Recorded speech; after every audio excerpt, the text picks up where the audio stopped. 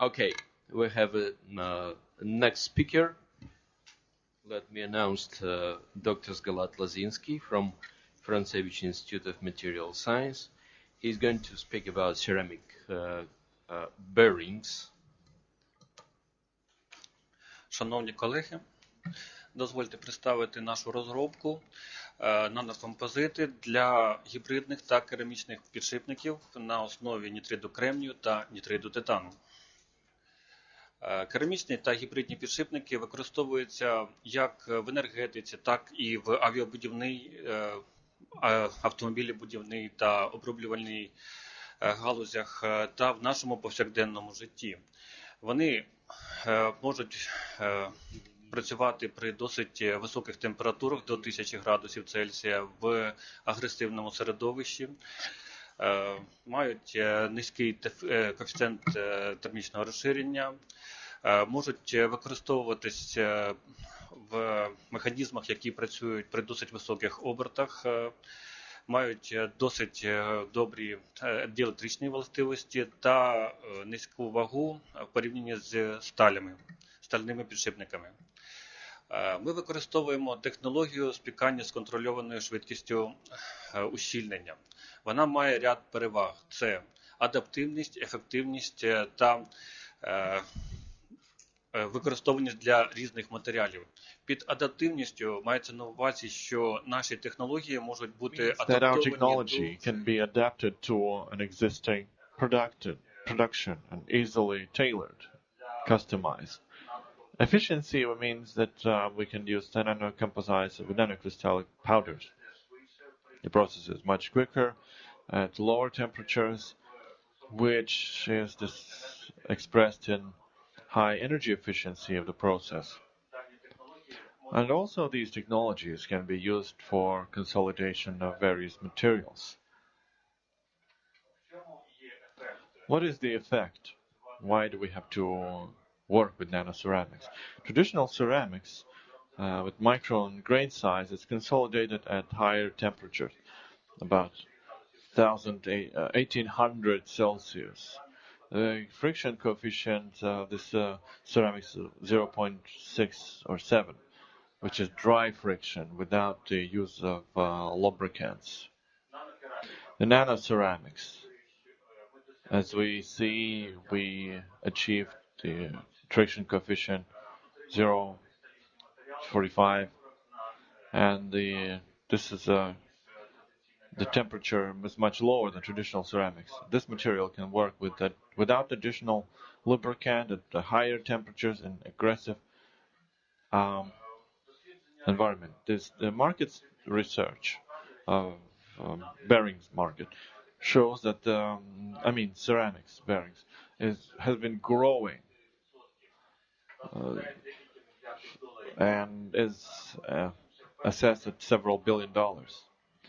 We are focused mostly on the former USSR countries and Eastern Europe. Currently, we have tested the bearings for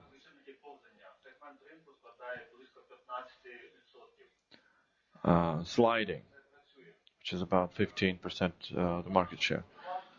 How do we work? We work with existing producers of nanopowders from the US, Germany, and Latvia. From the powders that we buy, we optimize the consolidation process to obtain the dense nanocrystalline ceramics. Then we work with customer so that the end product is fully customized to the customer's requirements. Now, the intellectual property management. We had a request for a patent has been filed, and the know-how. The main problem right now is the huge gap between the producers of nanopowders and an end customer. There is no intermediary that would connect the producers and the customers. There was no intermediary that would facilitate the stable production of nanocrystalline materials. So we are that intermediary link in the chain. We connect the existing producers of nanopowders and we try to connect them, to match them with companies that require the materials with these properties. What are the advantages then?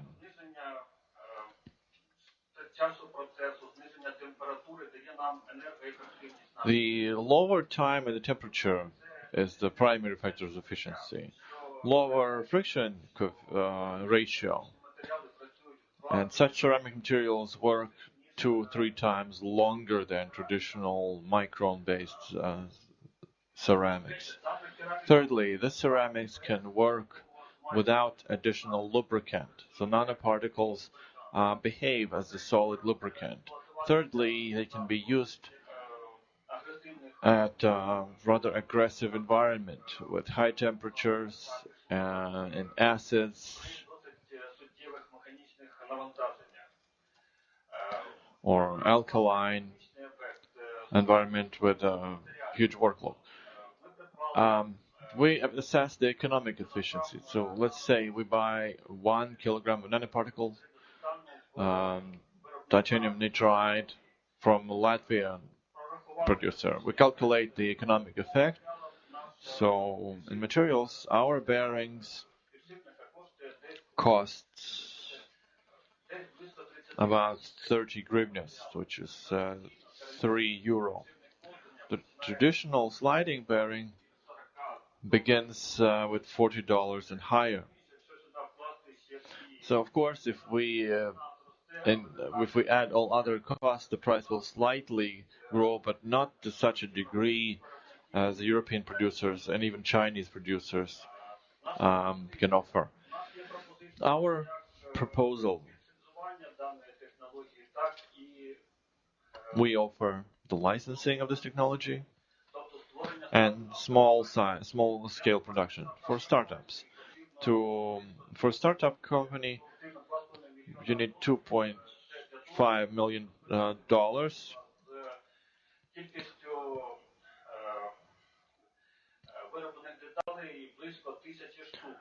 which can produce about 1,000 parts. And in 3 years, we achieved the return of investment. Our materials can compete quite well with the existing similar materials from Europe in the price, and as well as with Asian similar materials and the quality. The impact on the Ukrainian market is that we are ready to modernize the existing technologies. You don't have to have the capital expenditures to buy the ovens, to buy the necessary equipment. You only have to modernize the existing equipment. And we are ready to enter the market with already some product on the market and offer ourselves, and we're ready to compete. There were reports that in Ukraine there are new nanocomposite materials are being created, and we are ready to connect the companies that produce nanopowders, connect them with consumers, with customers. And also we're ready to produce the high quality nanocomposites for the Ukrainian market. Thank you.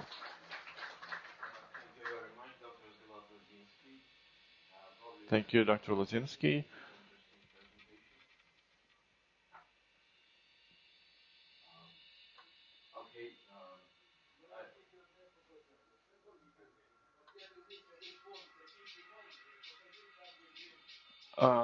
There was a little fuzzy. The picture was fuzzy in the screen. Please show us a better picture. Don't make the slides on a gray background, because the quality of the presentation is lost on that.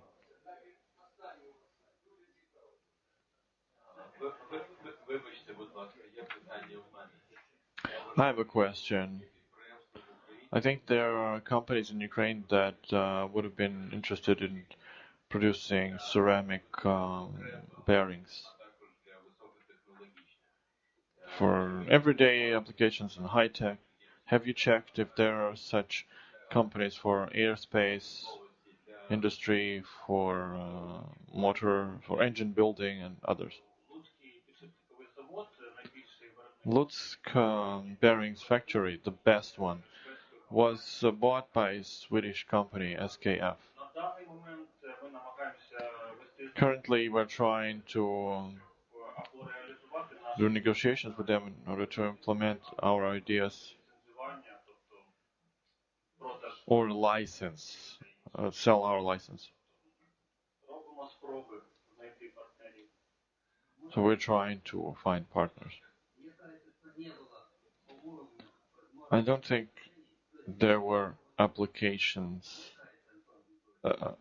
There were no such high quality presentations before. Not only the Academy is proud of this. This is a very promising thing.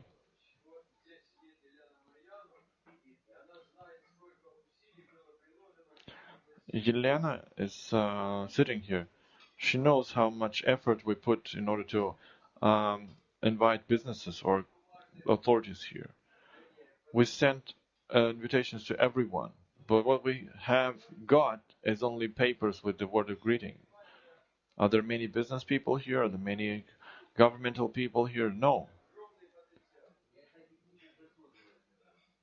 And indeed, it is worth, the presentations like this and the potential like this is worth seeing. But they're not here.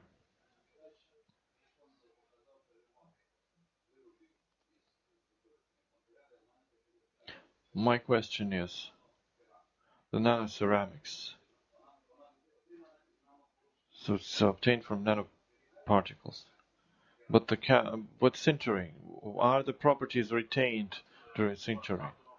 Yeah, starting powders 15 to 30 nanometers. The question was about sizes of grains. According to the EU directive, this is called to ceramics with the grain size no more than 100 nanometers. Our grain size is 70, 90 nanometers.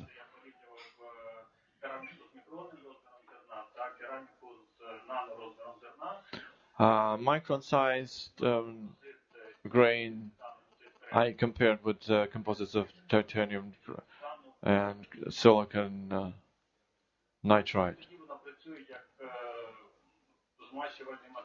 But it works only as a lubricant. The grains are also working as a nano lubricant for the friction. Okay. Thank you for the presentation and